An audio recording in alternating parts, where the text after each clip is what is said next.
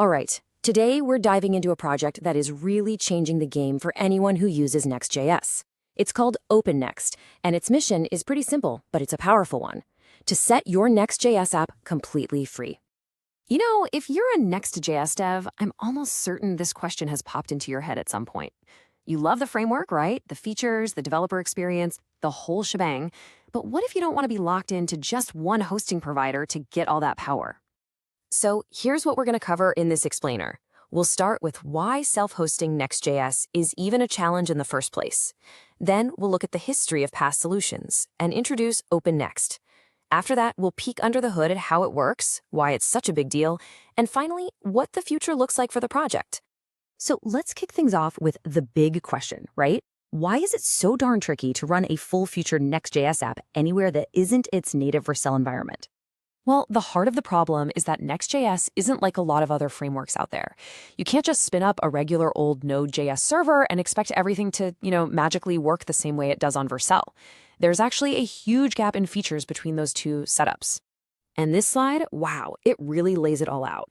When you try to self-host on a basic server, you often lose out on these core critical features.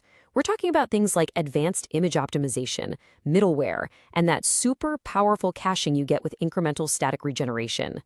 These aren't just nice little extras. They're the things that make Next.js, well, Next.js.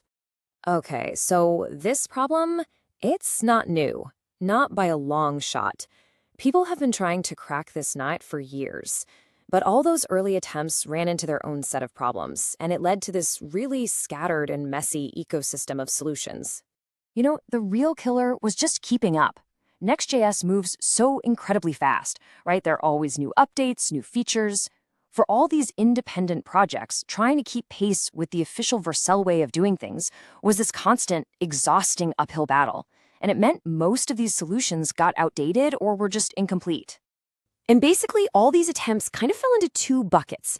In one corner, you had these open source projects, but they were super specific to one platform, like an adapter that only worked for AWS. And in the other corner, you had closed source solutions that were baked into commercial products. What was missing was that one unified, truly open source answer for everyone. And this is where the story gets really interesting. This is where OpenNext steps onto the scene. So what is OpenNext? Well, to put it simply, it's the project that decided to bring all those separate, scattered efforts together under one single roof. It's one open source project with one clear goal: make self-hosting Next.js with all its features a reality, on literally any platform. The best way to picture it? Think of it like a universal travel adapter. The kind you take on vacation.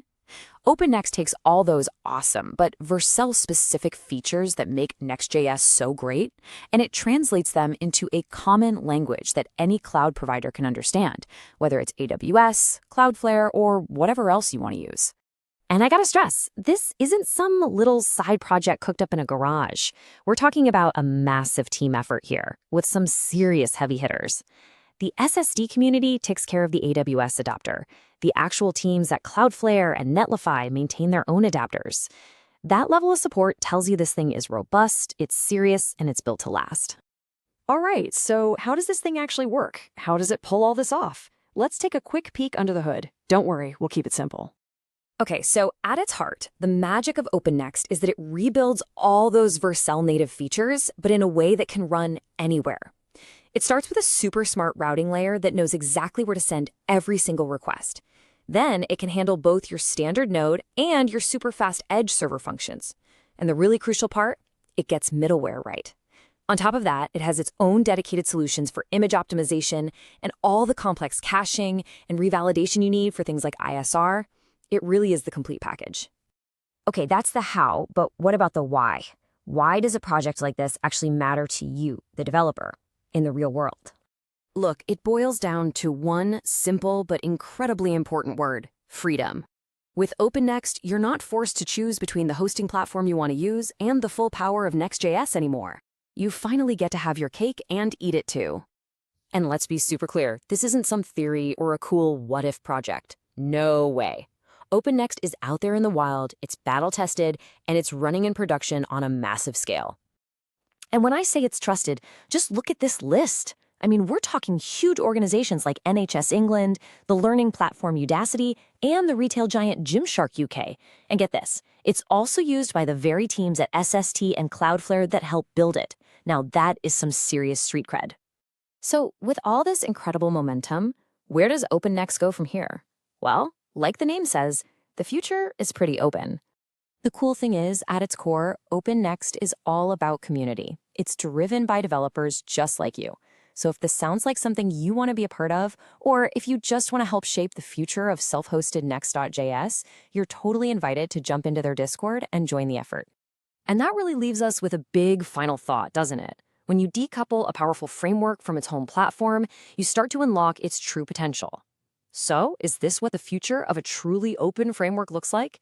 It's hard to say for sure, but it's definitely a very, very exciting step in the right direction.